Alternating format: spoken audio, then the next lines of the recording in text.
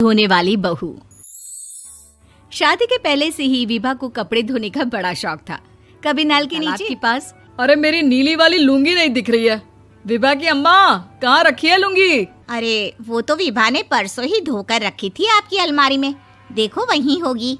वो ना मैंने आज धो दी, मुझे लगा कि गंदी हो गई होगी। अरे कैसे? उसे तो मैंने पहना भी नहीं। हे भगवान, इस लड़की के कपड़े धोने की आदत से परेशान हो गया हूँ मैं। जितना तो घर में राशन नहीं आता, उससे कहीं ज्यादा डिटर्जेंट पाउडर का खर्चा है। इसकी शादी करवा दो, शादी जाए अपने घर में ही करे काम, फिर चाहे घर के कपड़े धोने हो।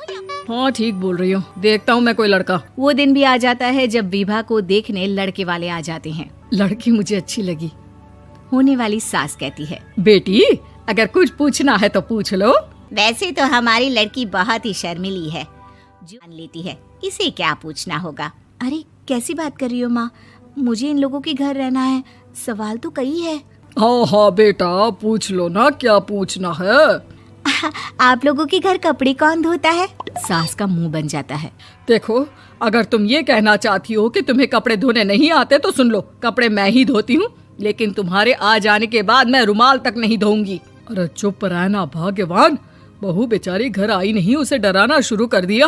वो क्या है ना बिटिया, अभी तक तो ये कल्लू की माँ ही धोती थी, लेकिन अब तुम्हारे पापा तो देंगे ही।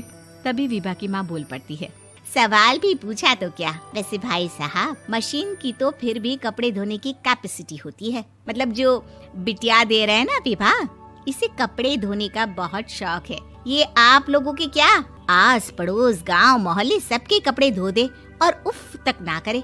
बाहर देखा नहीं आपने कितने कपड़े सूख रहे हैं, सब हमारी बिटिया ने ही तो धोए हैं। बस भी करो ना माँ, शर्म आ रही इतनी तारीफ सुनकर, और तो निकाल कर दिखाओ तो मान जाओ। हाँ अच्छा अच्छा, माफ करना बेटा, मैंने गलत समझा। हमें तो रिश्ता बहुत पसंद है। और ऐसे जुड़ जाता है रिश्ता कपड़े धोने का शौक रखने वाली विभा का। उसकी शादी हो जाती है कोयला फैक्ट्री में काम करने वाले कल्लू के साथ। शादी के बाद अचानक विभा चिल्लाती हुई सास के पास आती। अरे सासू माँ, कहाँ है आप? ये तो धोखा है, धोखा दिया आप लोगों ने मुझे। इसे ससुर के चक्कर के बारे में पता चल गया। अरे तो उसमें तुझे क्यों धोखा मिला है? अरे नल में पानी नहीं आता, कपड़े कैसे कब धुलेंगे? अच्छा अच्छा, तू पानी नहीं आ रहा उसकी बात कर रही है। तो आपने क्या सोचा?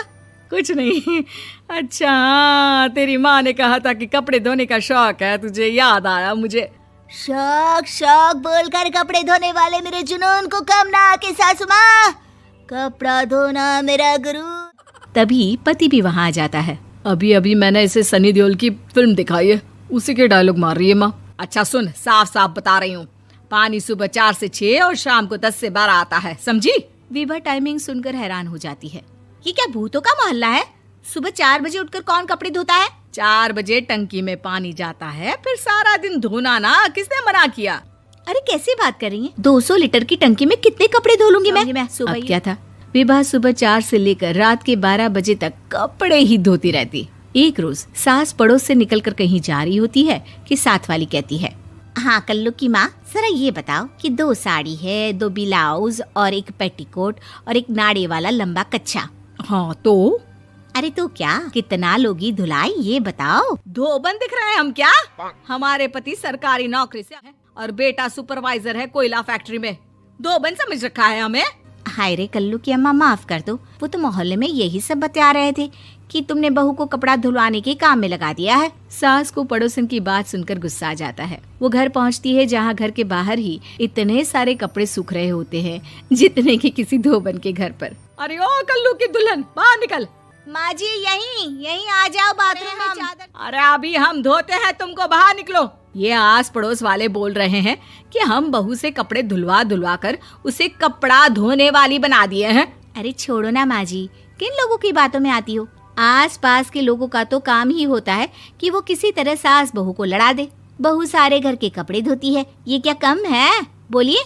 सास को भी लग जाता है कि वो बहू का ये सनकीपन नहीं छुड़वा सकती, इससे अच्छा है कि खुद ही चुप हो जाए। एक रोज सास और बहू मंदिर जाते हैं, जहाँ सास की साड़ी वहाँ खड़ी भीख मांगने वाली से मिलती है। माँ जी क्या बात है, आपकी साड़ी उस भिखारन से कितनी मिल रही है ना? हाँ हाँ देखो तो, दोनों की साड़ी मिल रही है। क्या बात है कल्लू की अम्मा, तुम खुद को तो अफसर की बीवी बताती हो, और ऐसी सिंपल सी प्लेन साड़ी पहनकर घूमती हो? सिंपल और प्लेन नहीं है ये साड़ी। तो क्या सोने के फूल बने हैं? कुछ भी सासू माँ, कुछ भी। हाँ, बने थे इस साड़ी में सोने के धागे से फूल। मेरे पति लेकर आए थे मद्रास से स्पेशली मेरे लिए 10,000 की। ताहे भाई साहब इस भिखारन के लिए भी सेम टू सेम साड़ी लेकर आए होंगे। इस साड़ी में ये जो चमकदार फूल दिख रहे हैं ना, ये सोने के धागों से काटे गए हैं। लेकिन तू लोकल वॉशिंग मशीन ब्रश से फूलों को निकाल कर साड़ी प्लेन कर दी। मुझे माफ कर दीजिए सासू माँ। और तो और, जब मैंने तुझे तेरी गलती के लिए कुछ नहीं कहा, लेकिन तूने तो सबके सामने मेरा मजाक ही बना दिया। क्यों? बहू को समझ में आ जाता है कि अब से उसका कपड़े धोना बंद।